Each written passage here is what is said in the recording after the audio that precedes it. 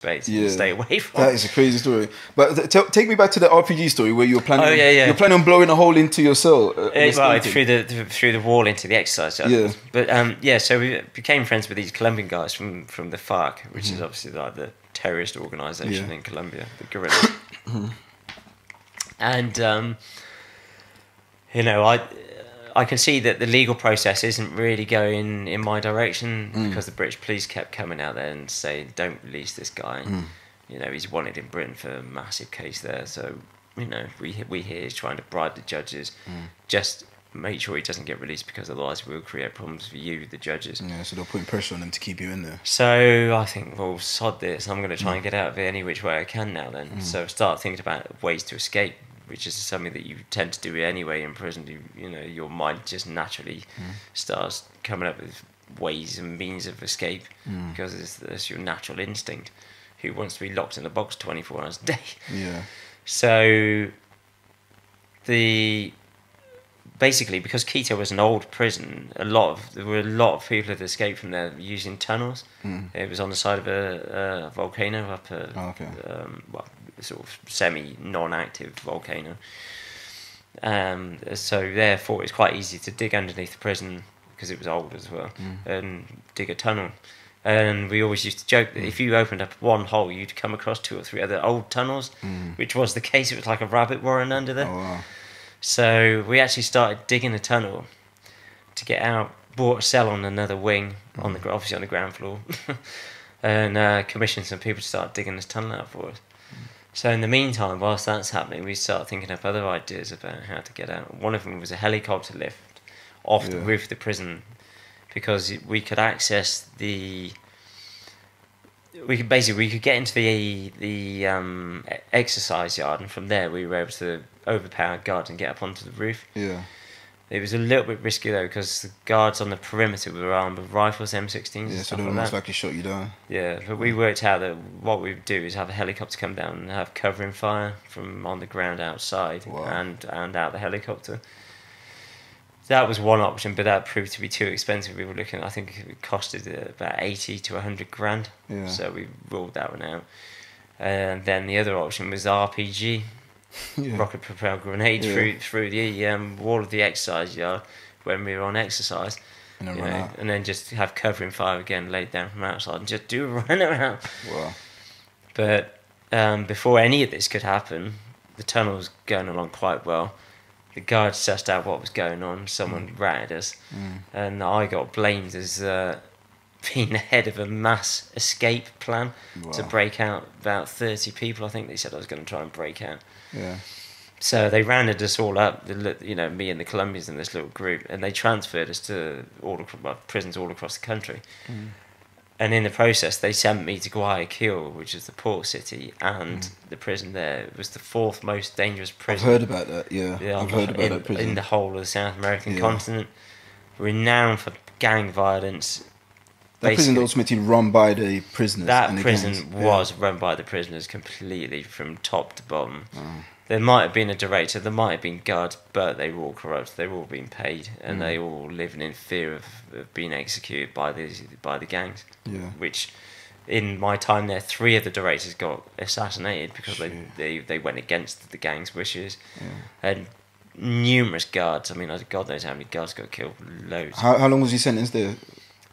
Well, I got sentenced to 12 years. I did 2 in Quito, and then I ended up doing another 7 in one of the worst prisons in the world. Yeah. And I did go through hell there. What was the first day experience like? What was the general sort of setup of that prison? The first day was quite mental because in my time in Quito, there was a guy who had come up from Guayaquil who was a big gang member.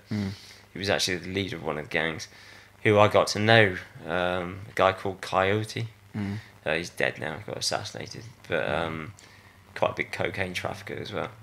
But when he was in Quito, I got to know him. Talking about business, blah blah blah, this, that, and the other. So when I got transferred to Guayaquil, he phoned ahead and said, "Look, this guy's coming down. He's okay. I know him. Make sure he's looked after." So it was actually the second day I was there. Out came 30 or 40 gang members all strapped with handguns. All of them had guns in the prison? Yeah, in the prison. Just came walking out the front gate. The guards just had opened up, let them come out, and they all came out to collect me. It was a bit nerve-wracking because I was like not quite sure what way it was going to go, whether they were going to extort the hell out of me or they were going to look after me. So they pull their phones out and they go, look, you can phone your friends in Quito, we're here to look after you. And I was like thinking, to what degree? So they take me into the wing, and sure enough, they looked after me. Wow.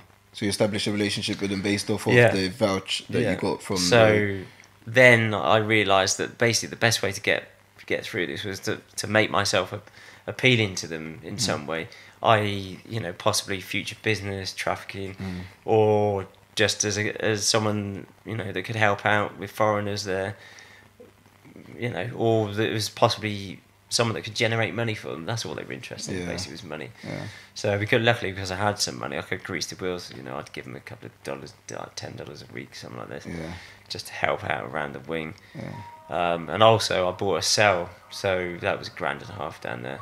Wow. So that, to them, that was cash in their pockets. So then they left me alone. Yeah. But yeah, there was a lot of violence in that prison. What would you say is the worst that you saw in that prison? The worst I saw, one of the worst was actually in Quito before I got transferred. A guy up there that they found out was an informant got killed on a visit day in front of visits. Wow. They basically brought in a murderer, which they call come muertos out there, which is translates eat the dead.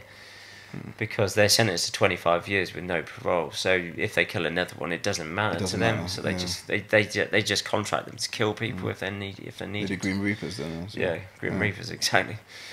So this guy gets brought in, and so a Russian friend of mine came and got me. Said, "Bloody hell, come and watch this! They're killing that informant." Wow! So I've got over there. And so this is out in a visiting. Yeah, they're doing it inside the wing. But there's visits, there's kids running through the blood. Whilst it's happening? Yeah. It was such a surreal and horrifically disturbing scene. Yeah, it's just, I can taste it, the blood. Like the smell and the taste of, a lot of blood. The iron, it oxidizes. I'll never forget it. But, so I get over there, because my Russian mate calls me over and goes, fucking hell, come and watch this. Get there, and there's this guy crumpled on the ground in this pool of blood, and kids literally running through the blood. Whilst it's still happening? What are they doing to him, though? Are they shooting? So there's one guy, the killer. So he's just stabbing him, plunging him with this kitchen knife, wherever he could get in. And the guy's on, crumpled up on the ground, going, trying to speak. Obviously, he's fucked. Can't speak. The guards had just stood by watching, waiting for it to finish. So the guy who's killing him stops halfway through, after about 15 minutes, goes to his cell, sits down, smokes some crack. He's all covered in blood, puts a knife on the table, smokes a bit of crack, has a drink, comes back out, starts again, carries on, because the guy's not dead yet. Carries on doing, killing him. It goes on for about half an hour, and by that time, obviously, the guy's bled out. There's a fucking lake of blood. Yeah. And so the guards then intervene. Now they know he's dead. Obviously, been paid off. And just go, right, everyone back to yourselves.